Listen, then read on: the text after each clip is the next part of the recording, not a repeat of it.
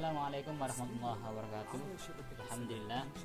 Alhamdulillahirabbil alamin. Nahmaduhu wa nasta'inuhu wa nastaghfiruhu wa na'udzu billahi min syururi anfusina wa min sayyiati a'malina may yahdihillahu fala mudhillalah wa may yudhlil fala hadiyalah. Asyhadu an la ilaha illallah wa asyhadu anna Muhammadan abduhu wa rasuluh, amma ba'du. Alhamdulillahirabbil alamin. Puji syukur kita haturkan kepada Allah Subhanahu wa taala yang mana sampai pada saat ini telah memberikan kita kenikmatan yang luar biasa banyaknya dan nggak mungkin kita bisa menghitungnya. La tuhsuha, nggak mungkin bisa kita menghitungnya. Baiklah, pesan salawat serta salam kita haturkan kepada Nabi besar Muhammad sallallahu alaihi wasallam. Baiklah, pada pertemuan kali ini saya akan menerangkan mengenai metode penelitian, salah satu metode penelitian tentang psikologi Islam ya, yang berkenaan dengan metode analisis teks ayat-ayat Al-Qur'an ya. Ada disebut dengan analis tafsir juga ada ya.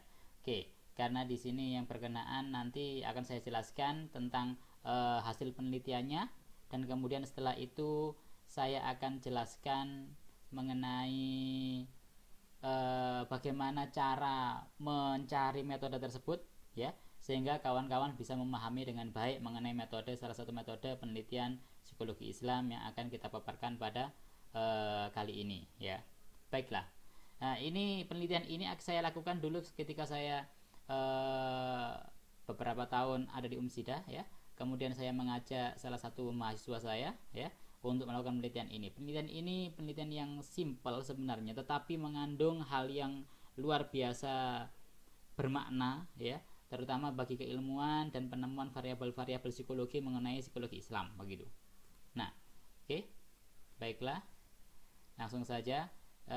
Di sini saya sendiri, kemudian ada mahasiswa saya psikologi juga ya, kelas Anda. Oke. Oke, baiklah. Latar belakangnya begini. Kehidupan individu tidak bisa dilepaskan dari latar belakang budayanya. Pasti itu. Sebab budaya merupakan representasi dari kepercayaan, nilai-nilai yang dianutnya serta norma yang berlaku di dalamnya, ya, yang sudah terinternalisasi dalam kehidupan seseorang. Nah, penyimpulan karakter positif dari berbagai budaya di dunia mempunyai tantangan tersendiri, yaitu asumsi relativistik yang menyebutkan bahwa kebajikan sangat tergantung pada kaidah budaya. Artinya apa? Artinya bahwa yang namanya karakter positif yang saat ini kita kenal dengan karakter strength ya, itu tergantung dari budaya masing-masing. Sehingga penelitiannya Seligman itu mengatakan ada beberapa tentang karakter positif ya, mulai dari transendensi dan seterusnya ya, itu adalah bagian dari karakter positif. Nanti akan saya jelaskan berikutnya.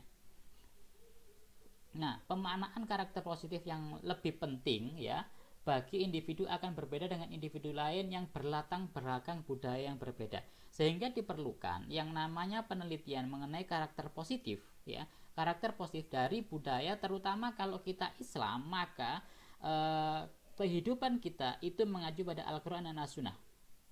Keyakinan kita, belief kita itu semuanya mengacu pada Al-Quran dan As-Sunnah dan di mana kita hidup. Sehingga apa? Sehingga memungkinkan karakter positif yang muncul itu akan berbeda pula dan akan bervariasi, lebih bervariasi dibandingkan dengan karakter positif yang ada di budaya yang lainnya. Bisa jadi seperti itu. Maka ini penting untuk diteliti. Dan bagaimana cara penelitiannya? Baiklah. Nah, penelitian Peterson dan Seligman tahun 2004 mengatakan bahwa terdapat 6 inti kebajikan atau karakter positif yang ada dalam diri manusia, ya. Nah, didapatkan hasil penelitian tersebut, ya, didapatkan dari penyusunan kembali 7 kebajikan yang terdapat pada agama Kristen. Artinya apa? Peter dan Seligman ini melakukan penelitian berdasarkan apa? Berdasarkan konsep tradisi agama Kristen. Nah, kita di Islam itu punya karakter sendiri juga, keyakinan sendiri, kitab sendiri, Al-Quran disebut dengan Al-Quran itu sendiri. Maka kemungkinan besar karakter positif yang ada di konsep Islam itu juga ada ya. Kalau di dalam budaya agama yang lain itu ada, maka di dalam budaya kita, bukan budaya, di dalam keyakinan kita, di dalam agama kita juga pasti ada. Nah, ini penting untuk digali sehingga memunculkan variabel-variabel tersendiri, variabel-variabel yang bervariasi, tidak hanya variabel-variabel yang ada saat ini, tetapi mungkin itu berdasarkan dari Al-Quran dan hadis Rasulullah Muhammad SAW. Baiklah, simak selanjutnya. Nah, keberagaman budaya ini digambarkan oleh Huntington dalam Kim tahun 2010 dalam bentuk peradaban dunia yang terbagi menjadi dua. Ya, ada peradaban besar, dan salah satunya peradaban besar itu adalah peradaban Muslim. Sehingga peradaban Islam yang landasannya adalah Al-Quran dan As-Sunnah memiliki karakter positif sendiri, memiliki konsep-konsep variabel-variabel tersendiri yang itu tidak mungkin tidak ada di peradaban yang lainnya. Sehingga ini penting untuk diteliti, ya. Sehingga nanti akan memperkaya hasanah keilmuan mengenai variabel-variabel yang ada di konsep Islam, begitu. Nah, apalagi di Indonesia ini didominasi oleh umat Islam, maka penting ini dilakukan. Sehingga kawan-kawan, saya sarankan nih kawan-kawan semuanya, ketika kawan-kawan itu mau meneliti, ya, coba sekarang kita buka pikiran kita buka konsep yang ada di dalam Islam, kita coba bedah di sana, ya, mengenai efek yang namanya wudhu, efek yang namanya sholat, zikir dan seterusnya. Kemudian variabel-variabel seperti roja, kemudian sabar, kemudian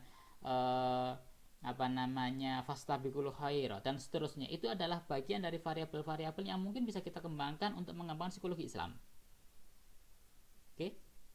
Nah, sehingga nantinya ketika konsep-konsep itu sudah teruji secara ilmiah, maka nantinya bisa kita akan, dan itu sudah diterbitkan dalam sebuah jurnal, katakanlah gitu ya, jurnal ilmiah, maka ini bisa diaju oleh orang-orang yang lainnya untuk dijadikan referensi nantinya, ya. Sehingga rahmatan lil alamin, tidak hanya pada orang Muslim saja, tetapi pada orang selain Islam. Sehingga apa? Mudah-mudahan kita semua mendapat hidayah dari Allah Subhanahu Wa Taala, ya, untuk meyakini bahwa Islam itu adalah agama yang benar. Nah, pemanaan karakter positif bagi umat Muslim tidak bisa dilepaskan dari ajaran agama yang ada dalam kitab sucinya, ya, yakni apa? Al-Quran dan hadis. Nah, sehingga tujuan dari penelitian ini adalah untuk menggali karakter positif yang bersumber dari Al-Quran yang merupakan kitab suci umat Islam. Apa tujuannya? Menggali karakter positif. Kira-kira ada berapa sih karakter positif dalam Islam itu? Itu yang penting nanti kita gali di dalam penelitian ini, ya. Bagaimana metodenya? Akan saya jelaskan berikut. Metode penelitiannya, jenis penelitian yang dipakai dalam penelitian ini adalah metode kualitatif yang berupa studi dokumentasi dan kemudian dilanjutkan dengan analis data menggunakan kuantitatif, sehingga kita memadukan metode kualitatif dan kuantitatif, ya. Kualitatifnya itu adalah berkenaan dengan konten analisisnya, yang kedua adalah yang kuantitatifnya berkenaan dengan deskriptif statistiknya, sehingga nanti ditemukan kira-kira ada berapa toh sebenarnya karakter positif yang ditemukan di dalam Al-Quran itu, ya. Maka ada dua penelitian di sini, ada dua metode. Yang pertama adalah kualitatif, studi dokumen atau teks, yakni Al-Quran sebagai acuan utamanya. Yang kedua adalah analisis deskriptif, menggunakan statistik di dalam pengolahan data untuk melihat seberapa banyak dan apa yang paling banyak karakter positif, apa yang paling banyak di dalam Al-Quran, begitu. Dokumentasinya adalah Al-Quran, ini adalah sumber otentik, begitu. Kredibilitas penelitiannya itu adalah naskah harus otentik, Al-Quran itu adalah hal yang otentik, ya. Menurut Moleong, ketika kita meneliti tentang studi dokumen, maka dokumennya harus otentik, benar, ya, bukan dokumen yang tidak asli. Ini adalah dokumen yang asli. Hasil penelitian menunjukkan dari penelitian yang saya lakukan dengan mahasiswa saya tersebut, ya, dengan Mbak Goyem, begitu, menemukan bahwa, ya, ternyata dari 6.326 ayat Al-Quran terdapat 792 ayat mengandung 18, ya, mengandung 18 tema karakter positif. Dari 6.000, ya, dari 6.326 ayat Al-Quran terdapat 792 ayat yang mengandung 18 karakter positif. Dari mana ini bisa dilakukan? Nanti akan saya ajarkan metodenya, metode penelitiannya, ya. Apa saja itu? Yang pertama adalah transendensi. Ada karakter positif transendensi, ada sabar, ada pengetahuan, ada Oke, ada ihsan atau berbuat baik, ada sopan santun, ada tanggung jawab, ada adil, ada persaudaraan, ada tawaduk rendah hati, ada istiqomah, ada kasih sayang, ada amanah, ya. Kemudian ada memaafkan, optimis, jujur, bijaksana, berlomba-lomba dalam kebaikan, dan terakhir adalah cinta kebersihan. Ternyata di dalam Al-Quran ini, menurut penelitian yang sudah saya lakukan, ya, berdasarkan konsep kualitatif studi dokumen dan deskriptif statistik kuantitatifnya, ternyata ditemukan ada 18 tema karakter positif. Tema karakter positif ini bisa jadi ini adalah bagian dari apa? Variabel-variabel positif yang ada di dalam Islam, di dalam Al-Quran. Mungkin penelitian yang lainnya bisa jadi akan mengembangkan lagi lebih detail lagi begitu ya, sehingga akan ditemukan lebih banyak lagi atau dikerucutkan menjadi lebih kecil lagi tetapi mengandung makna yang besar begitu. Nah, dari sini saya temukan 18 karakter positif nih.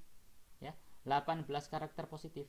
Dan ini adalah sebagai variabel, bisa jadi hubungan, kalau seandainya ini sudah ditemukan, aspeknya sudah ditemukan, faktornya sudah ditemukan semuanya, maka kita bisa mengacu pada karakter-karakter positif ini untuk dijadikan sebagai acuan untuk meneliti hubungan, meneliti pengaruh, meneliti perbedaan. Contoh, perbedaan sabar ditinjau dari jenis kelamin, perbedaan ihsan ditinjau dari jenis kelamin atau status sosial atau pendidikan, perbedaan keadilan ditinjau dari jabatan dan seterusnya, perbedaan amanah. Nah, hubungan antara amanah dengan tanggung jawab, hubungan antara tawaduk dengan sabar, hubungan tawaduk dengan ihsan, hubungan berlomba-lomba dalam kebaikan dengan optimis.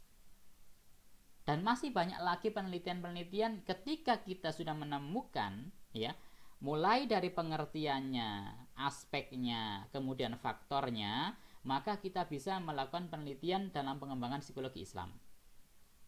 Namun sampai saat ini tidak banyak. Hanya beberapa penelitian saja mengenai sabar barangkali itu sudah ditemukan mengenai aspek-aspeknya.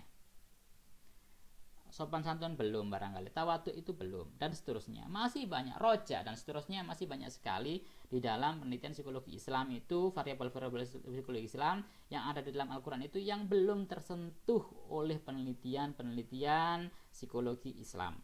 Maka dari itu, kita sebagai umat Islam dan sebagai orang yang mengkaji tentang konsep psikologi, selayaknya kita meneliti hal ini. Oke, simak lagi ya. Ini grafiknya. Ternyata transendensi itu paling banyak di dalam Al-Quran. Ada sekitar 218 ayat, ya. Kemudian sabar itu 83 ayat, kemudian pengetahuan 80 ayat. Dari mana ini bisa dilakukan 80? Ini adalah deskripsi statistiknya, kuantitatifnya. Kalau yang menemukan transendensi, sabar, pengetahuan, ihsan dan seterusnya, ini adalah bagian kualitatifnya, kemudian persentase ini adalah bagian dari kuantitatifnya.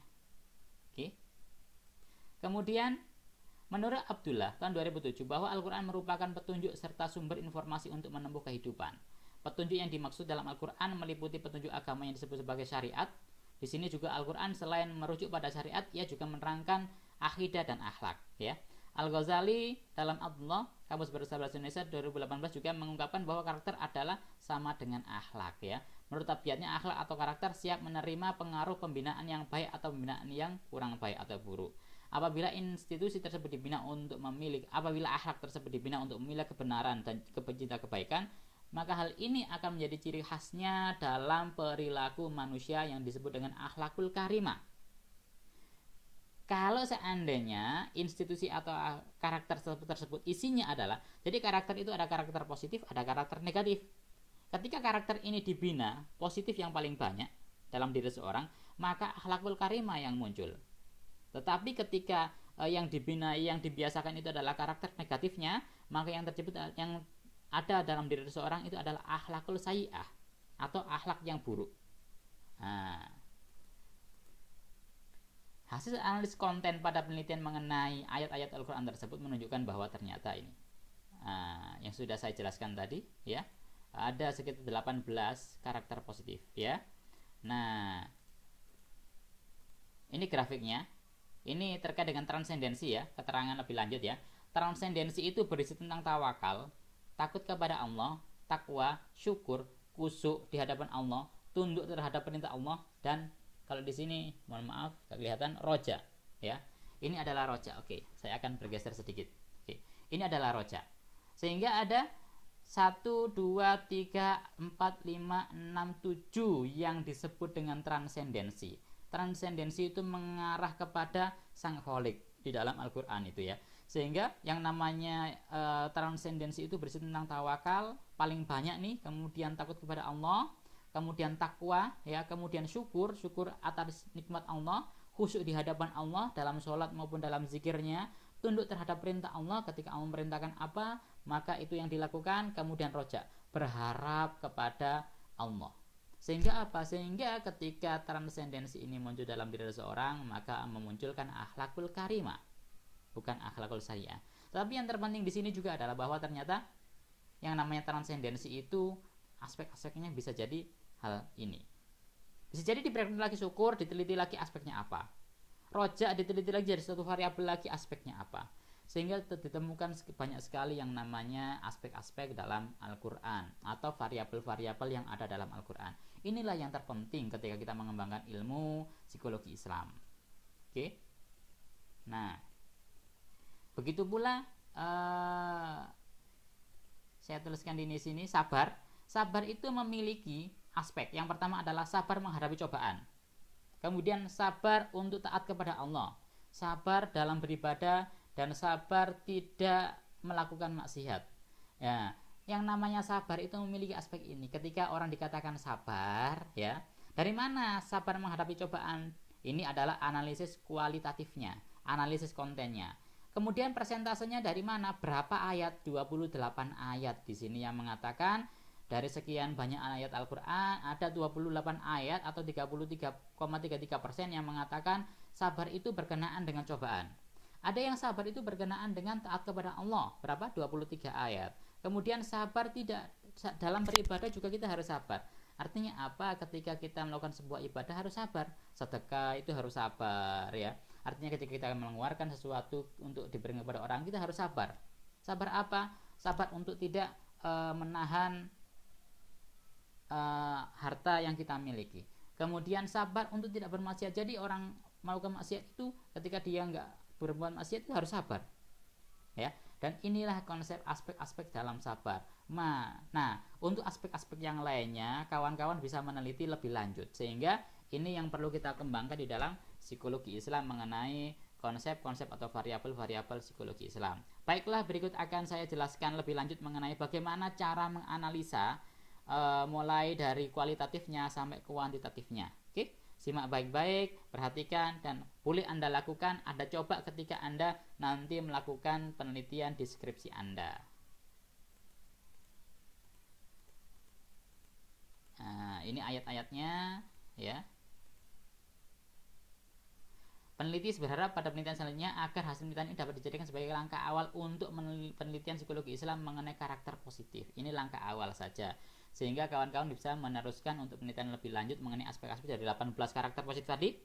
Itu di breakdown lagi menjadi beberapa aspek-aspek ya, di breakdown menjadi beberapa variabel lagi ya. Kemudian diteliti menggunakan analisis faktor untuk melihat apakah ada kesesuaian antara setiap aspek tersebut ya, sehingga menjadikan konstruk bangunan variabel baru mengenai psikologi Islam begitu. Nah, itu ya.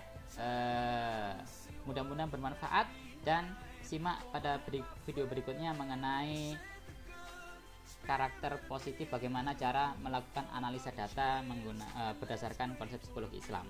Oke, penelitian-penelitian yang membreakdown dari ayat Al-Quran menjadi variabel-variabel, kemudian dijadikan sebuah aspek-aspek ya. Terima kasih dan wassalamualaikum warahmatullahi wabarakatuh.